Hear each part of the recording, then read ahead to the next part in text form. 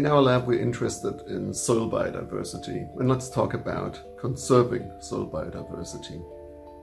So first of all, when you think about conserving biodiversity, what comes to mind first is the above ground world. So you think about plants and you think about animals. You don't necessarily think about soil.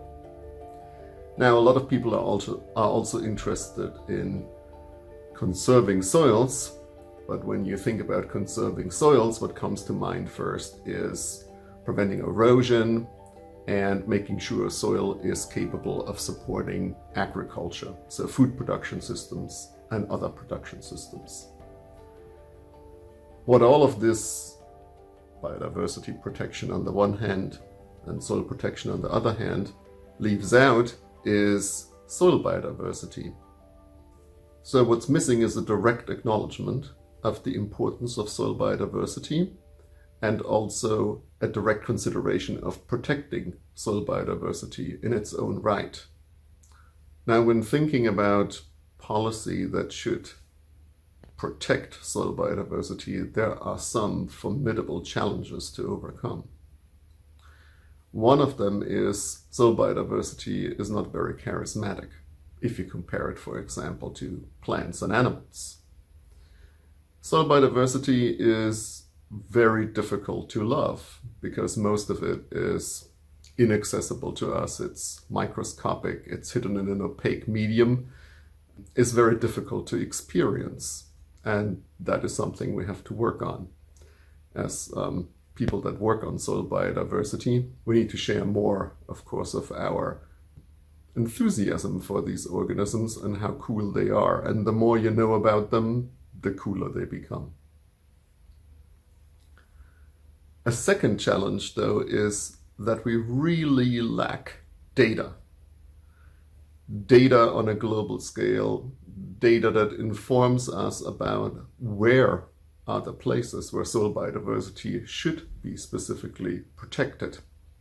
Because hotspots of above ground, mostly what people are talking about is plant biodiversity, and below ground biodiversity don't necessarily match up.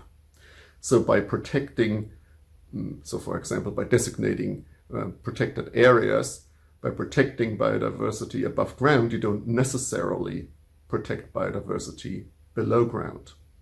So where should we protect biodiversity? And another aspect that's really lacking is any kind of time series information on a global scale, like where are we headed? Are there some areas that are really experiencing a rapid decay in biodiversity and where we would really need to intervene? Now, part of the solution to this issue is to have a soil biodiversity monitoring program. And this is what a network called Soilbahn is designed to achieve. Now, there are many aspects to this, one of which is that the data to be collected on a global scale has to match up. So the protocols have to be harmonized, so to make sure everybody collects the data in the same way so that they're directly intercomparable. It's also important that this is an international and globe-spanning network, because otherwise this is simply not feasible to achieve. And finally, this needs to, of course, include biodiversity data, but it should also include ecosystem process or functional data, and it should include indicators that are based on them, so that we can better inform policy decisions. Now, I think this is really important, and it promises to really move soil biodiversity research on a global level to a whole nother sphere of possibilities for our science, but also in terms of how to better inform policy. And if you want to learn more, you can read a paper in Science that has appeared with the first author Carlos Guerra and the senior authors Nico Eisenhower and Diana Wall. The link for that is in the description. Hi there!